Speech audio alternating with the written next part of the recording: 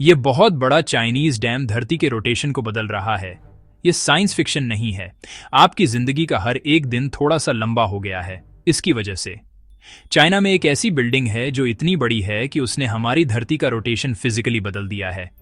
ये है three gorges dam, जो इंसानियत के इतिहास का सबसे बड़ा, सबसे पावरफुल और सबसे ज्यादा कंट्रोवर्शियल इंजीनियरिंग प्रोजेक्ट्स में से एक है।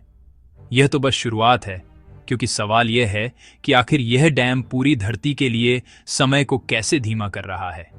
लेकिन असली कहानी इससे कहीं गहरी है। डूबे हुए शहरों की, पर्यावरणीय तबाही की और उन भू राजनीतिक शक्ति संघर्षों की जो इसके वैज्ञानिक असर से कहीं ज्यादा चौंकाने वाले हैं। यह कहानी है इंसानियत की, कुदरत को काबू करने की उसकी ख्वाहिश की, और उस ख्वाहिश के बाद आने वाले हैरान कर देने वाले नतीजों की। आप देखेंगे, समझेंगे और सोचेंगे, क्योंकि हर तथ्य सिर्फ जानकारी नहीं, बल्कि सोचने का तरीका बदल सकता है। आपका स्वागत है इन्फिनिट आर्काइव में। यह समझने के लिए कि कोई इंसान इतनी विशाल संरचना बनाने की हिम्मत क्यों करेगा, पहले उस नदी को समझना जरूरी है जिसे यह थामे हुए है। एशिया की सबसे लंबी नदी और चीन की धड़कन कही जाने वाली यह नदी हजारों वर्षों से चीनी सभ्यता की जननी रही है। इसके जल ने अनगिनत खेतों को जीवन दिया, इसकी धाराएं सदियों से व्यापार का मार्ग बनी, और इसका प्रवाह चीन की संस्कृति, अर्थव्यवस्था और आत्मा में गहराई तक समाया हुआ है। लेकिन यांगत्जी का एक दूसरा चेहरा भी है, एक ऐसा रूप जिसे चीन ने हमेशा डर और सम्मान दोनों के साथ देखा है। राष्ट्रीय चेतना में यह नदी सिर्फ जीवनदायिनी नहीं, बल्कि एक उग्र और अनियंत्रित मानी जाती है। सदियों से इसकी बाढ़ों ने साम्राज्यों को डुबोया, शहरों को मिटाया और लाखों जिंदगियां लील लीं। कई मायनों में इंसान बनाम प्रकृति की वह लड़ाई जो कभी सच में खत्म नहीं हुई। प्राचीन ग्रंथों से लेकर आधुनिक अभिलेखों तक यांगत्जी की कहानी डर और विनाश की गूंज से भरी हुई है। सदियों तक इस नदी के किनारे बसे समुदाय हर मौसम के साथ इस अनिश्चितता में जीते रहे कि अगली बाढ़ कब सब कुछ निगल जाएगी। 1870 की बाढ़ भले ही एक बड़ी त्रासदी थी, लेकिन असली भयावहता 20वीं सदी में सामने आई। वह साल जिसने चीन की स्मृतियों में हमेशा के लिए एक घाव छोड़ दिया। लंबे सूखे के बाद महीनों तक चली लगातार बारिश ने यांगत्जी को राक्षसी रूप दे दिया। नदी ने अपने किनारे तोड़ दिए और पानी ने इंग्लैंड जितने विशाल क्षेत्र को डुबो दिया, और अनगिनत कस्बे जलमग्न हो गए। लोगों का बह जाना तो बस शुरुआत थी। असली तबाही तब आई जब खेत नष्ट हो गए, अन्न खत्म हो गया और भूख और बीमारी ने लाखों को निगल लिया। अनुमान कहते हैं कि इस आपदा में करीब 4 मिलियन लोग मारे गए। यह सिर्फ एक बाढ़ नहीं थी, ये एक राष्ट्रीय आघात था जिसने एक सभ्यता को उसकी अपनी नदी से डरना सिखाया। ड्रैगन ने अपना गुस्सा दिखा दिया था, और यह कोई एक बार का प्रकोप नहीं था। 1931 की तबाही के कुछ ही साल बाद 1935 में यांगत्जी ने फिर कहर बरपाया, जिसमें करीब 145,000 लोग मारे गए। लेकिन इंसान ने हार नहीं मानी। बांध बने, नियंत्रण योजनाएं बनी, फिर भी नदी शांत नहीं हुई। 1954 में तमाम बाढ़ नियंत्रण प्रयासों के बावजूद यांगत्जी ने एक बार फिर अपनी सीमाएं तोड़ दीं। इस बार लगभग 30,000 जिंदगियां चली गईं, और चीन को एहसास हुआ कि तकनीक के बावजूद प्रकृति को पूरी तरह वश में करना असंभव है। यह खतरा आधुनिक युग में भी बना रहा। 1998 की बाढ़ ने एक बार फिर दिखा दिया कि ड्रैगन अभी भी जिंदा है। अरबों डॉलर की तबाही, हजारों मौतें और अनगिनत बर्बाद जिंदगियां। हर बार जब यह नदी उफनती थी, चीन को याद दिलाती थी कि उसके विकास का रास्ता अब भी एक बेहद खतरनाक नदी के किनारे से होकर गुजरता है। मौत और तबाही के इस अंतहीन चक्र के बीच यांगत्जी को काबू में करने का ख्याल एक राष्ट्रीय जुनून बन गया।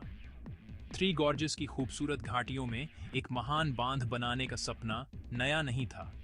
इसकी जड़ें एक सदी से भी पुरानी हैं। 1918 में चीन गणराज्य के संस्थापक सन यात सेन ने सबसे पहले इस विचार को पेश किया। उनकी नज़र में यह सिर्फ एक इंजीनियरिंग परियोजना नहीं, बल्कि बाढ़ पर नियंत्रण और नदी की अपार शक्ति को उपयोग में लाने का तरीका था। लेकिन आने वाले दशकों में राजनीतिक अस्थिरता, युद्ध और तकनीकी सीमाएं इस सपने की सबसे बड़ी बाधाएं बनी रहीं। थ्री गॉर्जेस डैम का विचार चीन की कल्पना में जीवित तो रहा, पर हकीकत बनने से बहुत दूर एक सपना जो बार बार अधूरा रह गया। कम्युनिस्ट पार्टी के सत्ता में आने के बाद थ्री गॉर्जेस डैम का सपना फिर से जिंदा किया गया, लेकिन इस बार यह जबरदस्त बहस का केंद्र बन गया। समर्थकों के लिए यह सिर्फ एक बांध नहीं था, यह एक नए, आत्मनिर्भर और शक्तिशाली चीन का प्रतीक था। उनके मुताबिक यह परियोजना चीन की उस क्षमता का प्रमाण बनेगी जो प्रकृति को भी झुका सके। उन्होंने तर्क दिया कि यह बाढ़ की सदियों पुरानी समस्या का अंत करेगी, देश को क्लीन एनर्जी प्रदान करेगी और चीन के अंदरूनी इलाकों में व्यापार और शिपिंग को नई जान देगी। लेकिन विरोध भी उतना ही तीव्र और भावनात्मक था। आलोचकों, जिनमें देश के कुछ प्रमुख इंजीनियर और पर्यावरण वैज्ञानिक शामिल थे, ने इस परियोजना के संभावित खतरों की लंबी सूची पेश की। उन्होंने बेहिसाब लागत, एक भूकंपीय रूप से सक्रिय क्षेत्र में बांध के विनाशकारी ढहने के जोखिम और अभूतपूर्व पर्यावरणीय क्षति की चेतावनी दी। साथ ही उन्होंने कहा कि यह निर्माण न केवल कीमती पुरातात्विक स्थलों को डुबो देगा, बल्कि 10 लाख से अधिक लोगों को जबरन विस्थापित भी करेगा। ये बहस वर्षों तक चली और शायद यही वह दुर्लभ पल था जब चीनी राजनीति में खुले असहमति की आवाज गूंजी।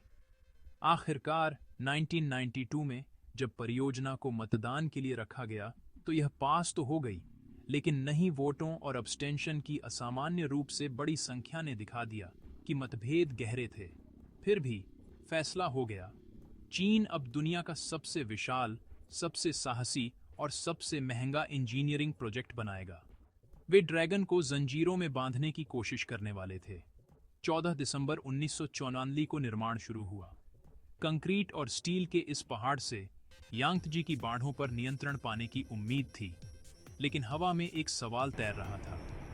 क्या यह वास्तव में समाधान है या नई और भी खतरनाक समस्याओं की शुरुआत? थ्री गॉर्जेस डैम को मेगा स्ट्रक्चर कहना भी कम होगा।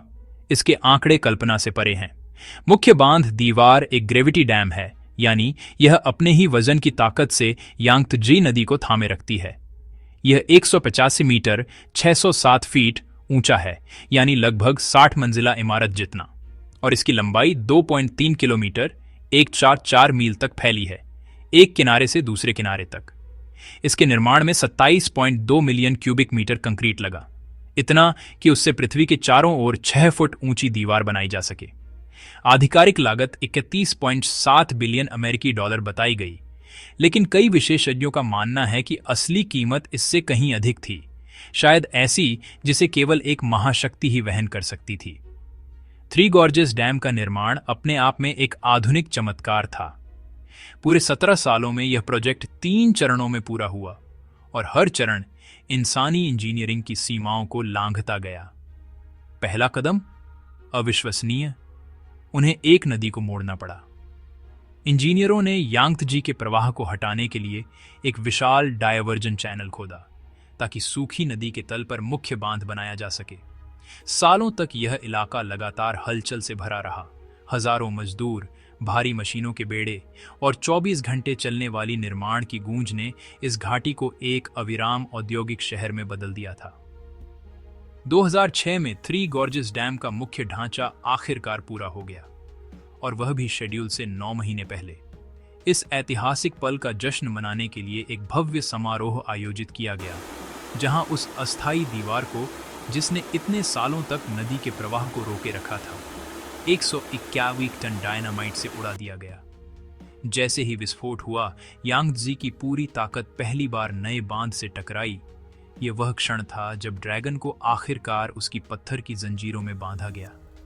हालांकि परियोजना पूरी तरह से 2012 में ही ऑपरेशनल हुई, जब इसकी आखिरी विशाल टरबाइनों की स्थापना पूरी हुई और थ्री गॉर्जेस डैम ने दुनिया के सामने अपनी पूर्ण शक्ति का प्रदर्शन किया।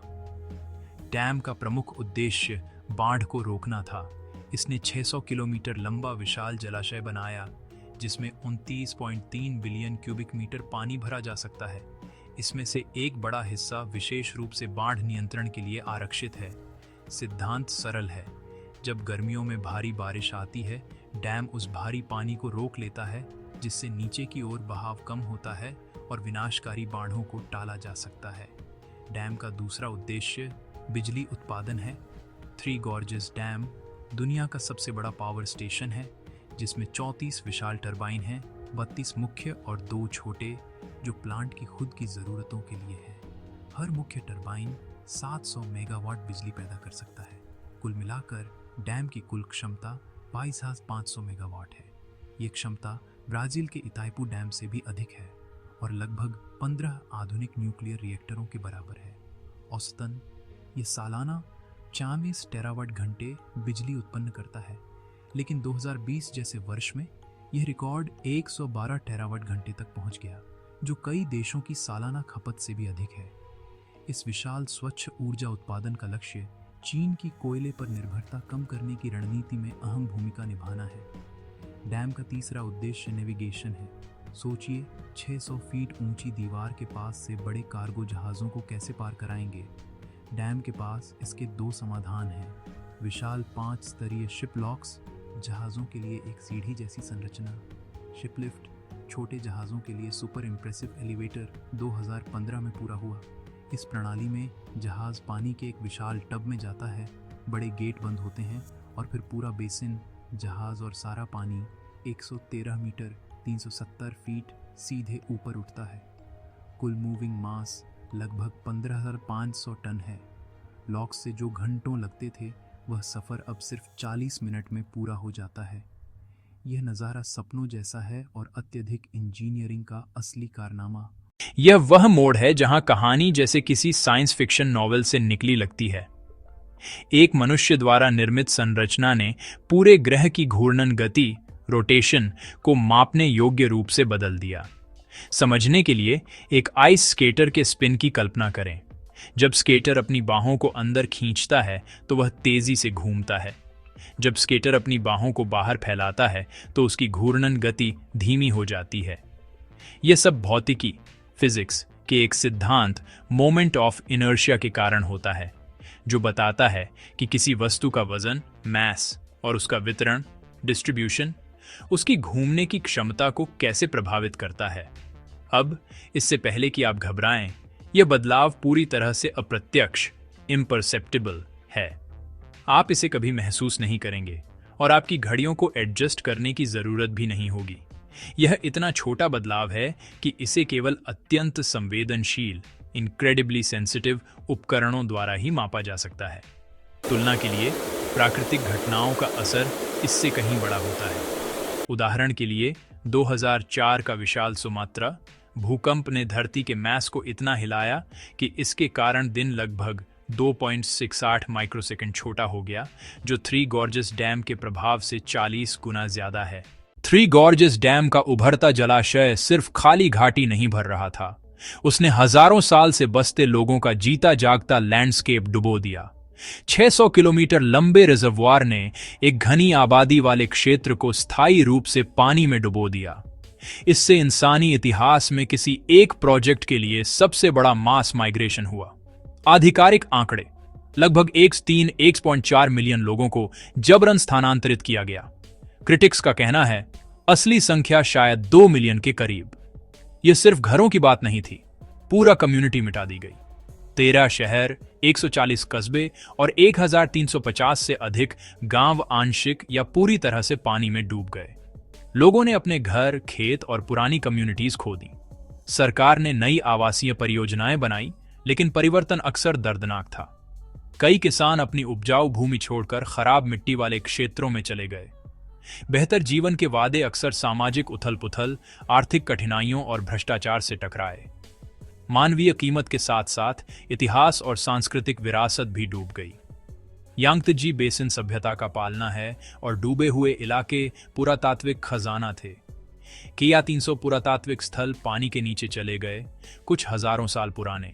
इनमें प्राचीन मंदिर, शाही मकबरे और अनोखी ऐतिहासिक स्थल शामिल थे। कुछ महत्वपूर्ण संरचनाओं को आखिरी मिनट में स्थानांतरित किया गया, लेकिन हजारों अन्य को पानी के हवाले कर दिया गया। यह थी इंसानी और सांस्कृतिक कीमत। 1 मिलियन से ज्यादा लोग स्थानांतरित, हजारों साल का इतिहास नक्शे से मिटा। लेकिन जैसे जैसे पानी ऊपर आया, उसने सिर्फ शहरों और मंदिरों को नहीं, बल्कि कुदरती दुनिया को भी बदलना शुरू कर दिया, जिससे पर्यावरणीय नतीजों की श्रृंखला शुरू हुई, जिसे साइंटिस्ट्स अब भी पूरी तरह समझने की कोशिश कर रहे हैं। थ्री गॉर्जेस डैम को क्लीन ग्रीन एनर्जी सोर्स के तौर पर प्रमोट किया गया। लाखों टन कोयले को जलाने की जगह इसने वाकई एयर पोल्यूशन कम करने में मदद की। लेकिन डैम का ओवरऑल एनवायरमेंटल रिकॉर्ड बिल्कुल साफ नहीं है। सबसे बड़ी चिंता थी कि डूबी हुई वेजिटेशन सड़ेगी, जिससे मीथेन और CO2 जैसी पोटेंट ग्रीन हाउस गैसेज निकलेंगी। हैरानी की बात यह है कि हाल की लॉन्ग टर्म स्टडीज कहती हैं कि डैम ने नदी के इन गैसों के ओवरऑल एमिशन में रिडक्शन किया। ऐसा लगता है कि डैम ने नदी की बायोजियोकेमिकल प्रक्रियाओं को फंडामेंटली बदल दिया, लेकिन साइंस में अभी भी बहस जारी है। लेकिन बायोडायवर्सिटी पर इसका असर विनाशकारी रहा। डैम ने हैबिटेट्स को फ्रैगमेंटेड किया और नदी के इकोसिस्टम को बदल दिया। जल का तापमान, फ्लो और सेडिमेंट बदलने से जलीय जीवन प्रभावित हुआ। यांगत्जी बाईजी, चाइनीज रिवर डॉल्फिन, अब फंक्शनली एक्सटिंक्ट है। आखिरी बार 2004 में देखा गया। चाइनीज पैडलफिश, दुनिया की सबसे बड़ी फ्रेश वाटर फिश में से एक, 2020 में ऑफिशियली एक्सटिंक्ट घोषित हुई। एनवायरमेंटल डैमेज यहीं खत्म नहीं होता। डैम एक विशाल सेडिमेंट ट्रैप बन गया। यांगत्जी के हिस्टोरिक सिल्ट फ्लड प्लेन को समृद्ध करते थे, लेकिन अब यह डैम में कैप्चर हो रहा है। डाउनस्ट्रीम में भूखा पानी नदी के किनारों को काटता है। अपस्ट्रीम में जलाशय धीरे धीरे सिल्ट से भर रहा है, जिससे इसकी कैपेसिटी कम हो सकती है। 1600 से अधिक डूबी हुई इंडस्ट्रियल साइट्स और वेस्ट डंप से टॉक्सिक सब्सटेंसेस रिस्क सकते हैं, जो long term public health risk पैदा कर सकते हैं। ये प्रोग्रेस और इसके नतीजों के बीच की लगातार जंग इस प्रोजेक्ट को इतना फैसिनेटिंग बनाती है। अगर आपको यह डीप डाइव वैल्यूएबल लगी, तो वीडियो को लाइक करना एक छोटा क्लिक है, लेकिन बहुत बड़ा फर्क डाल सकता है। डैम के परिणाम इंटरकनेक्टेड ट्रेड ऑफ का जाल बनाते हैं, जो मौसम, भूगोल और जियोपॉलिटिक्स तक फैलता है। जलाशय का सतह क्षेत्र लगभग 148 वर्ग किलोमीटर है और इतना विशाल पानी लोकल क्लाइमेट पर मेजरेबल असर डालता है। स्टडीज में लोकल वेदर पैटर्न में बदलाव देखे गए हैं। लैंडस्लाइड का रिस्क भी बढ़ गया है। बढ़ते घटते जलस्तर से घाटियों के खड़ी और अनस्टेबल किनारों पर प्रेशर पड़ता है। परिणाम स्वरूप ज्यादा लैंडस्लाइड होने लगे हैं, जो लोगों के लिए खतरा है और मलबा पानी में डालते हैं। कुछ स्टडीज बताती हैं कि भारी पानी इस क्षेत्र में भूकंप की एक्टिविटी को भी प्रभावित कर सकता है। वैश्विक परिप्रेक्ष्य में थ्री गॉर्जेस डैम चीन की आर्थिक और टेक्नोलॉजिकल शक्ति का प्रतीक है। यह देश की राष्ट्रीय क्षमता दिखाता है कि चीन ऐसे मेगा प्रोजेक्ट्स को पूरा कर सकता है, जिनकी कल्पना दूसरे देशों में भी मुश्किल है। डैम पानी को लेकर बढ़ती जियोपॉलिटिकल टेंशन का उदाहरण भी है। इंटरनेशनल बॉर्डर पार करने वाली नदियों में ऐसे डैम अक्सर संघर्ष का कारण बन सकते हैं, क्योंकि डाउनस्ट्रीम देश चिंतित रहते हैं कि अपस्ट्रीम देश पानी को पॉलिटिकल हथियार के रूप में इस्तेमाल कर सकता है। थ्री गॉर्जेस डैम एक मजबूत केस स्टडी है कि कैसे इलेक्ट्रिकल और पॉलिटिकल शक्ति एक नदी को कंट्रोल करने से आती है। थ्री गॉर्जेस डैम की कहानी गहरे कॉन्ट्रडिक्शंस की कहानी है। इसकी शुरुआत एक सदियों पुरानी डेवस्टेटिंग समस्या के समाधान के रूप में हुई थी। इसे अनप्रेसिडेंटेड स्केल के इंजीनियरिंग मार्वल के तौर पर बनाया गया और इसने पीछे मॉन्यूमेंटल नतीजों की विरासत छोड़ी है। हमने उस माइंड बेंडिंग फैक्ट से शुरुआत की थी। डैम के मास ने पृथ्वी के रोटेशन को धीमा कर दिया है, जिससे हमारे दिन 1 सेकंड के कुछ फ्रैक्शन लंबे हो गए हैं। एक तरह से वह 0.06 माइक्रोसेकंड की देरी डैम के लिए एक परफेक्ट मेटाफर है। ये इतना छोटा चेंज है कि इसे नजरअंदाज करना आसान है, फिर भी ये एक मेजरेबल रिमाइंडर है कि हमारे एक्शंस अब हमारे प्लैनेट के फंडामेंटल मैकेनिक्स को बदलने के लिए काफी पावरफुल हैं। लेकिन डैम का असली इंपैक्ट माइक्रोसेकंड्स में नहीं मापा जाता। इसे 1.3 मिलियन से ज्यादा लोगों की जिंदगी में मापा जाता है, जिन्हें अपने घरों से जबरदस्ती निकालना पड़ा। इसे डूबे शहरों, खोए इतिहास और एक्सटिंक्ट प्रजातियों जैसे बेजी और चाइनीज पैडल फिश में मापा जाता है, और फिर भी इसे उन लाखों लोगों में मापा जाता है जो अब कैटेस्ट्रोफिक बाढ़ से बेहतर तरीके से सुरक्षित हैं। इसे क्लीन एनर्जी की मैसिव क्वांटिटीज में भी मापा जा सकता है जो घरों और इंडस्ट्रीज को पावर देती हैं। तो क्या यह इसके लायक था? इसका कोई आसान जवाब नहीं है। डैम एक ट्रायम्फ और ट्रेजेडी दोनों है। क्लीन एनर्जी का स्रोत और इकोलॉजिकल डिजास्टर, नेशनल प्राइड का सिंबल और immense loss. Three gorges dam एक मॉन्यूमेंट है कि इंसान क्या हासिल कर सकता है, लेकिन यह उसी अचीवमेंट की असली कीमत का सोबरिंग लेसन भी है। यह हमें सवाल करने पर मजबूर करता है, जब हमारे पास इस स्केल पर नेचर को कंट्रोल करने की पावर है, तो प्रोग्रेस और डिस्ट्रक्शन की लाइन कहाँ खिंचती है और इसे कौन तय करेगा?